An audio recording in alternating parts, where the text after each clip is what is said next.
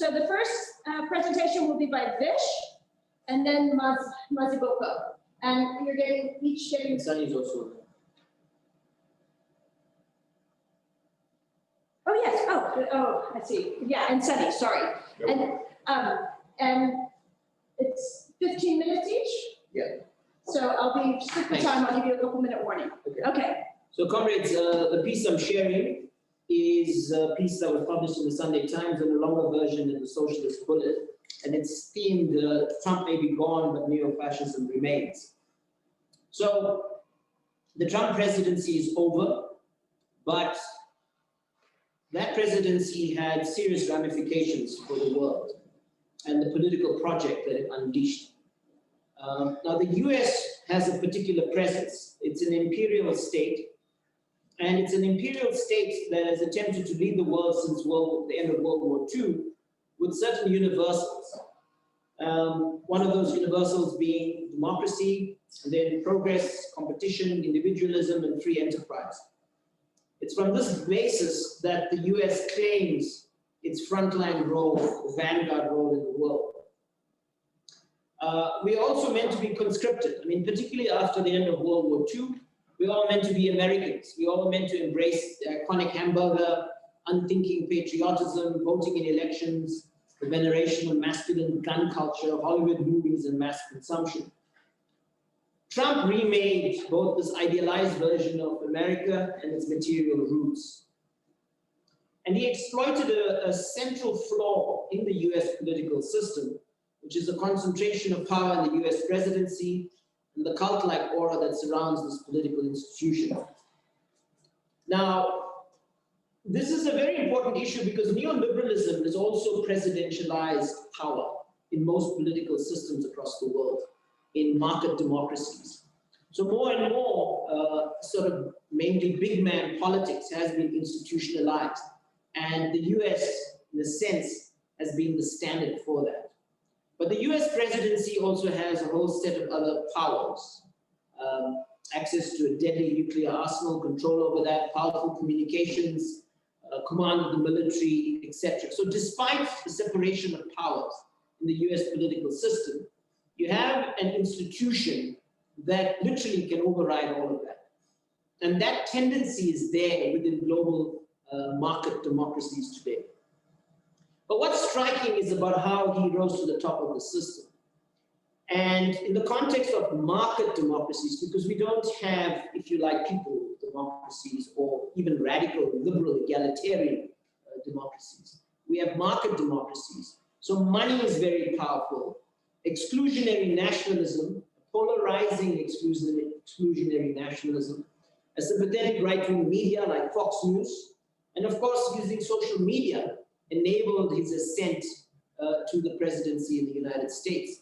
Now, this template for politics is not unique. It's a template that's also being used in other parts of the world, in India and so on. In South Africa, it's very interesting that you can have, on the institutional terrain of market democracy today, you can have a right-wing politics come into center stage. That possibility is there. The media has constructed, for example, a Malema and so on and so on. And an exclusionary nationalist discourse is on the rise in that corner of our politics. So this is a very, very important point for us to deliberate on as we grapple with the question of the left party.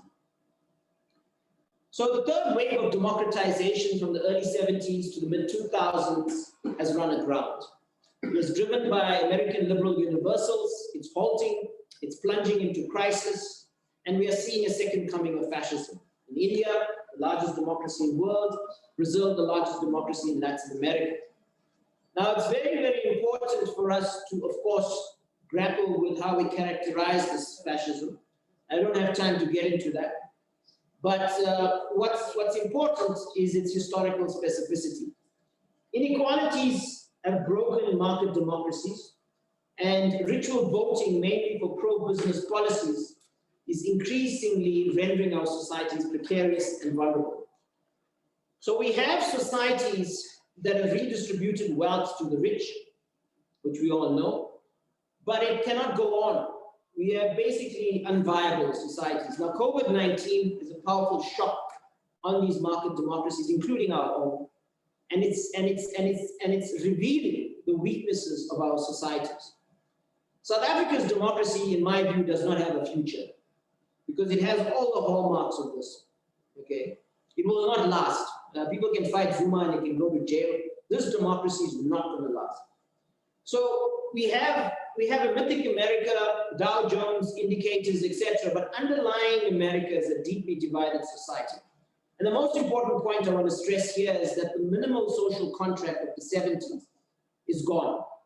And that brought certain benefits, Medicaid, and it actually coming out of the interwar years, there were rights for trade unions and so on.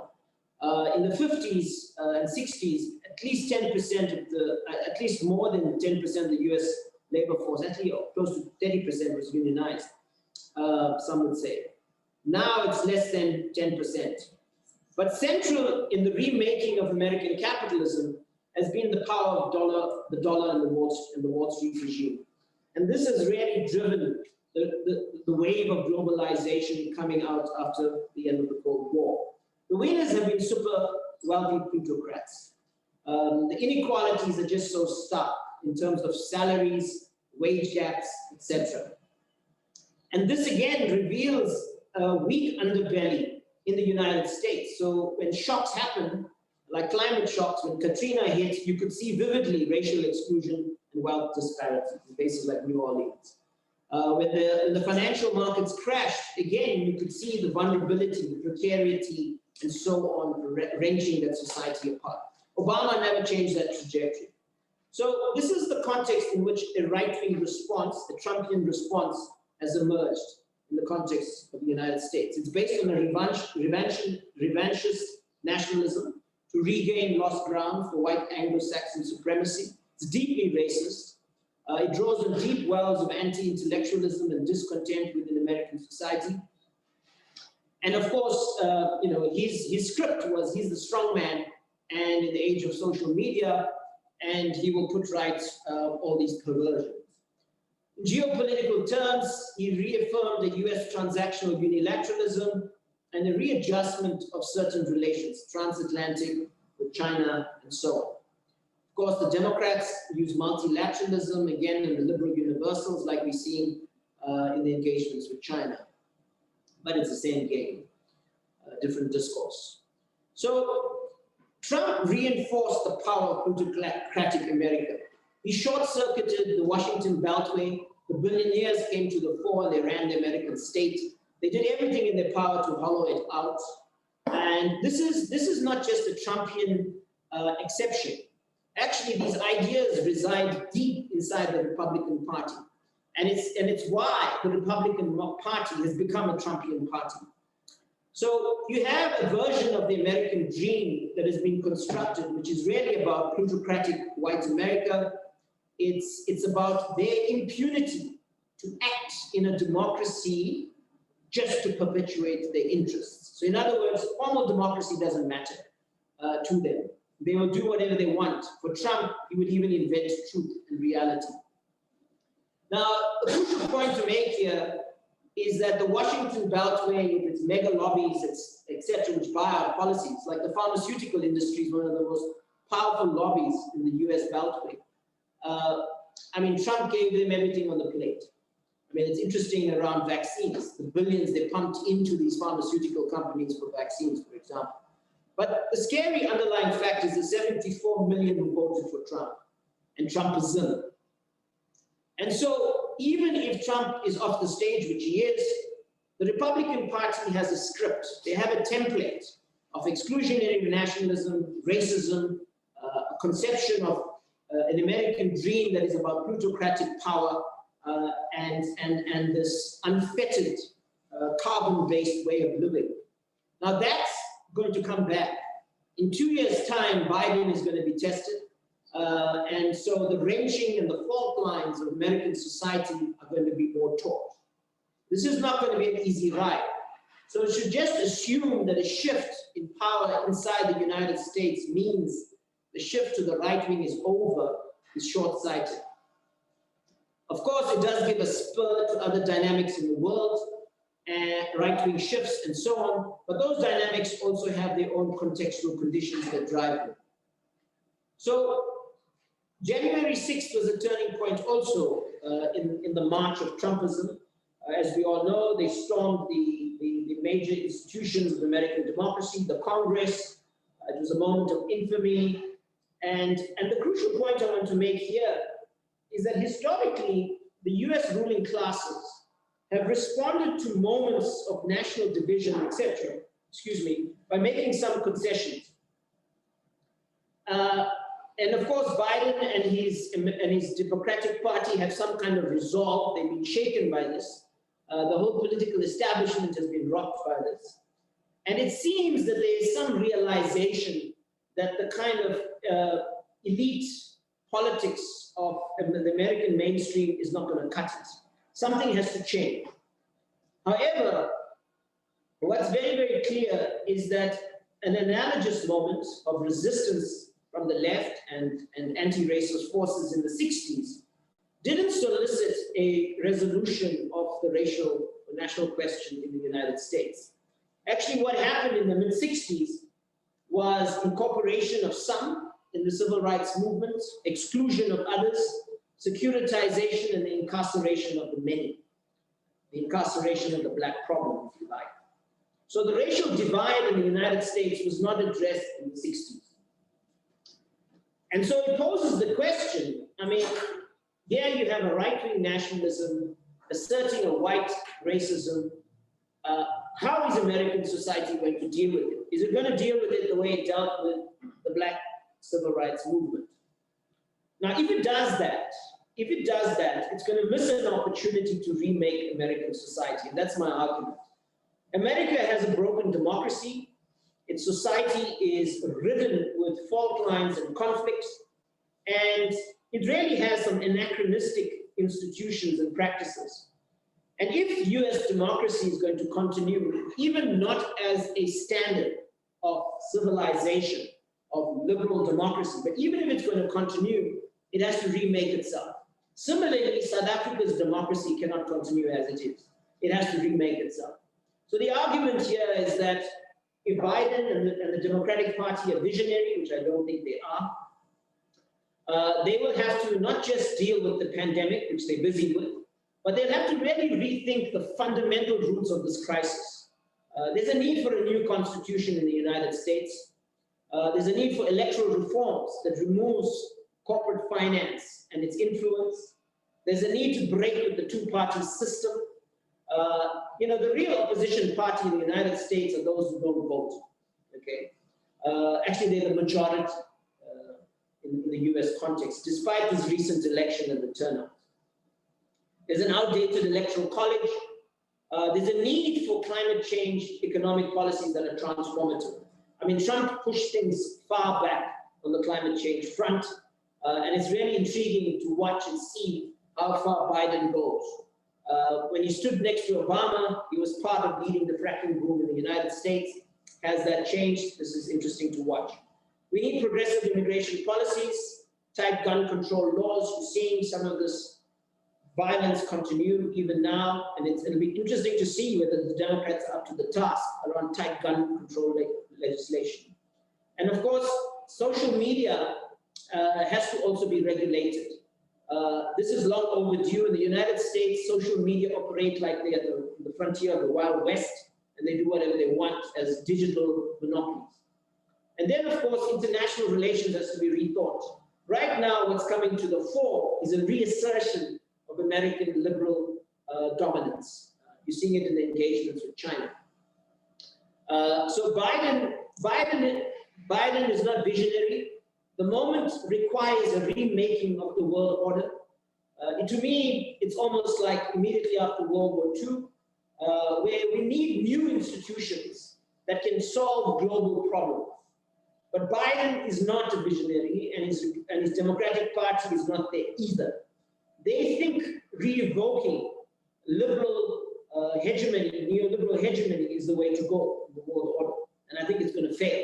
And it's going to fail disastrously because it's going to further create the conditions to strengthen the neo-fascism in the world.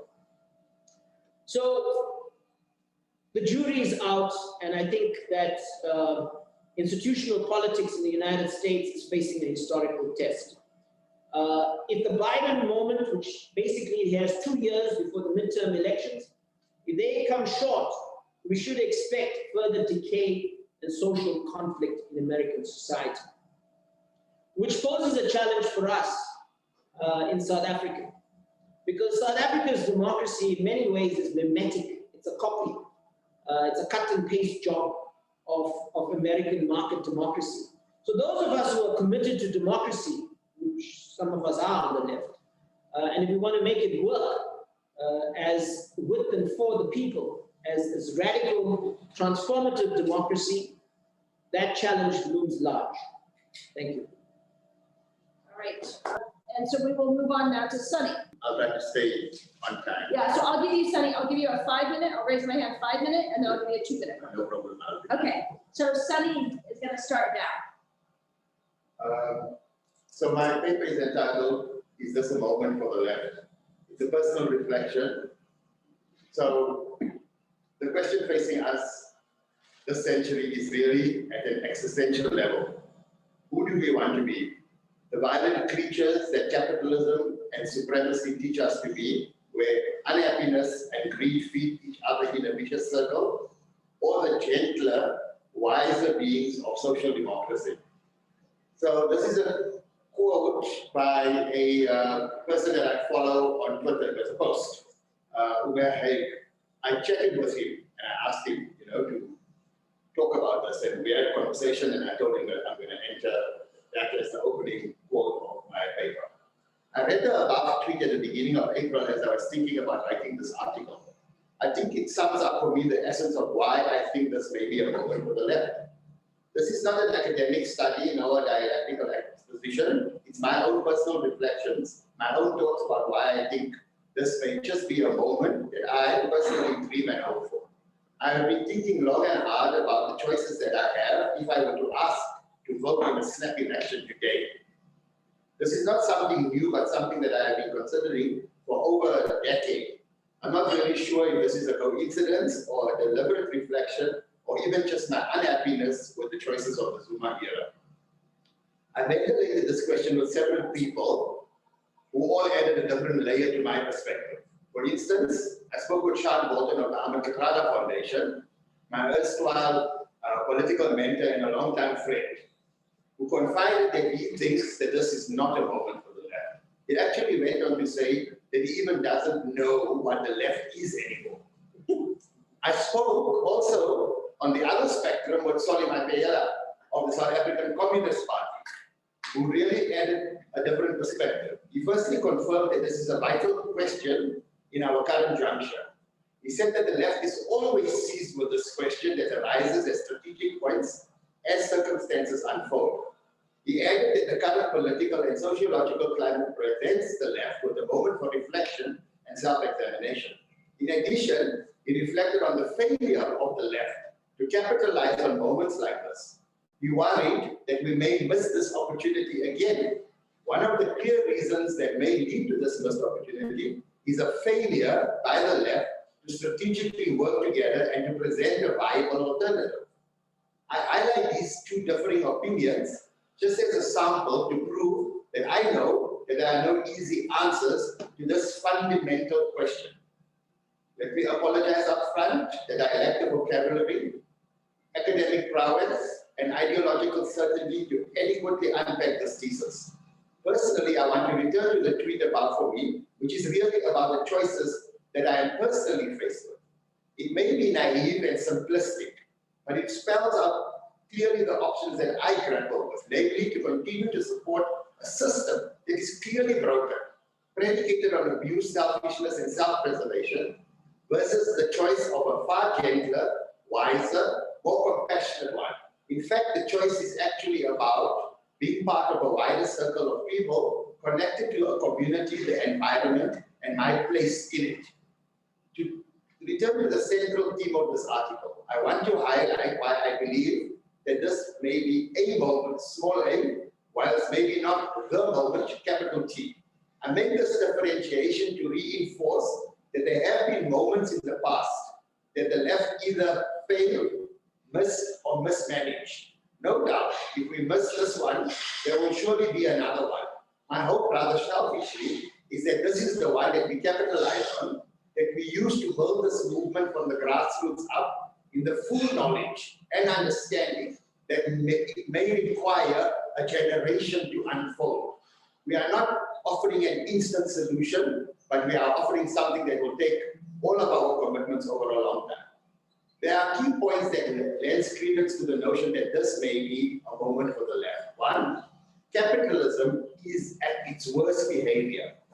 During a global pandemic, the dollar billionaires, numbering just over 2,500, increased their collective wealth to over $10 trillion, 10.2 to be exact. That's up 27.2% according to UBS Bank, Swiss Bank UBS. Two, the climate crisis is reminding us daily of the impending doom coming our way. Three, workers' rights across the world are in decline. A case in point is the struggle for workers in the United States of America for the $15 per hour minimum wage.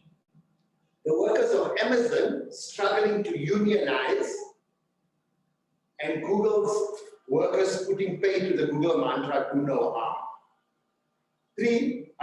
Four, Trump, Bolsonaro, Modi, Putin, and other African leaders show us daily how futile it is to continue with the business as usual strategy. It is no longer radical to demand a more equitable alternative. It's not revolutionary to fight for a different system. The current one is clearly broken, not fit for purpose. It is the most sane, obvious, and dare I say compassionate thing to do. Millions go hungry, not just because of the pandemic, but because the currently economically centric system is in a death spiral. Tens of thousands will die because of vaccine apartheid, profiteering, and a narrow capitalistic patent law regimen that favors the few over the many, perpetuates abuse and disrespect and disregard for the global south, and uses its citizens as guinea pigs and fodder for medical experiments without a hint of irony. This leaves me wondering what is to be done. To bastardize Lenin, the workers, the citizens, the left thinkers, and left-leaning people will not automatically or spontaneously become political, but rather we must organize ourselves, we must build a movement. It is not a coincidence that I come to this conclusion that Lenin did, that this is a skeleton plan that needs to be elucidated in more detail in a wider plan under discussion and developed over the next few months or years. This set plan unfolding and morphing hopefully into that political party that we talk about over time to become the apex vanguard movement of our dreams and our aspirations. In an attempt to seize the moment, to build, to reimagine the left, we should not be in a hurry, nor lazy or prevaricate. We should be tactical, measured, analytical, and strategic. There is no rush to be on the next ballot in the local government election or even in the one that follows it. We must build a movement. And we know this. Building a movement is hard work. It takes resources, working on the ground, in communities, through the length and breadth of this land. We must not be distracted by the mundane, by factional battles outside of our remit. If this effort, the endeavor to be different to previous efforts, then it behooves us to be prepared, to be agile, but above all to be committed to a generation of getting our hands dirty and in the mud. We must bring the youth, the grassroots, the rural poor, and women to lead. There is no space for old white men. Allow me to conclude that I am not musing about the traditional left approach that is archaic, that it follows the Marxist-Leninist template. I'm way past that. I'm dreaming of a left approach that is located in the eco-socialist paradigm that is again re-emerging as a framework to address the ills of our modern era. I want to close by quoting this from Marx. Even an entire nation, all simultaneously existing societies taken together, are not the owners of the earth. They are merely its possessors, its beneficiaries, and have to bequeath it in an improved state to succeeding generations. We can only do this if we change the current system. Thank you for listening to my reflection.